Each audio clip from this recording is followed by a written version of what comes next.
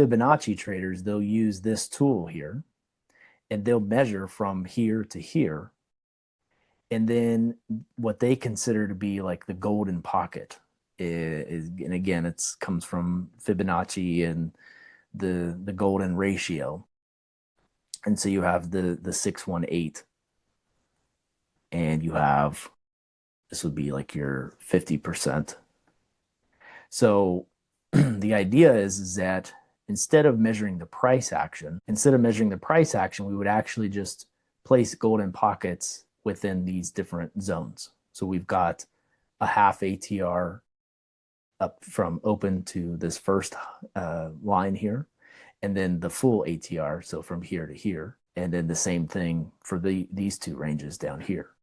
And so in the settings, you can go and turn this on, and so this is what you get. And you can change the numbers.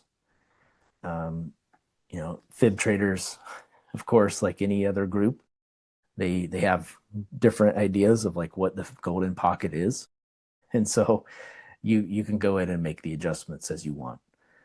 And I'll be honest, like I have plotted these on here and I've watched them, and there are days where it feels like it seems like there's a lot of good reactions off of these. Like you can see a lot of wicks are hitting these. And then there's other days where it seems like the market couldn't care less about these and it'll just, you know, act like they're not even there. But the one thing I have noticed is like when it breaks through and when it hits one of these levels and it comes back to one of these zones, like that is the preferred method from Fibonacci traders. And they can speak up if they so choose. They might disagree with me. But like this would be the golden pocket for higher. Mm-hmm. And so again, it's not going to work, you know, like all the time. Nothing does. But kind of, you know, same thing here is like we almost hit this one. We come back, we hit the golden pocket, and we go lower. So that is the idea behind how you would use these. Where I've had some decent luck with these is on futures. So ES futures, NASDAQ futures. I find that you can grab pretty decent little scalps using these. Just, you know, 10-point scalps.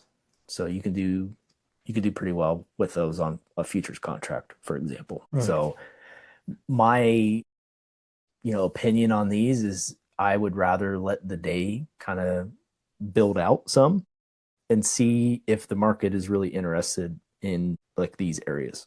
Mm-hmm. And then if they are, that's great. You could use them. And the one thing I will say that is kind of nice is these two golden pockets around the open kind of creates like a chop zone. And it's just kind of a nice visual. It's like, I don't really want to trade if we're inside of this. You know, I don't want to make any kind of assumptions about direction until we break out of, you know, either side. Yeah, that's great. And then maybe you already mentioned it, but the colors coordinate down with that lower panel, right? Yes. Yes. So the plot down here for the %B, because again, you don't have to have this overlay on. The idea is that if you like a clean chart, then instead of adding more lines down here, because it would get, I think it would be a little too crowded, I just color the plot when price has crossed the golden pocket, any of the levels. So it could be just a wick, it could be the close, it could be the open kind of thing, if I'm remembering correctly. And it'll color the line to show you that it's interacting with the golden pocket. And so if you were going to use that, one thing you could do is come and change the %B plot to circle plot. And this really has to do with how TradingView colors their line plots. It kind of bleeds between the bars. I don't know if that makes sense, but like this one would be gold because it would start to paint the line. It has to paint them between the bars instead of at the bar. So it's just kind of like a little funky thing about TradingView. And so I would almost use a dot plot instead so that it's colored on the bar. So you know exactly like this bar was interacting with the golden pocket and this one, you know, and then kind of as we go through. So like this one's crossing open, so we're not going to see that. But yeah, that's it's just kind of like a little extra, thing.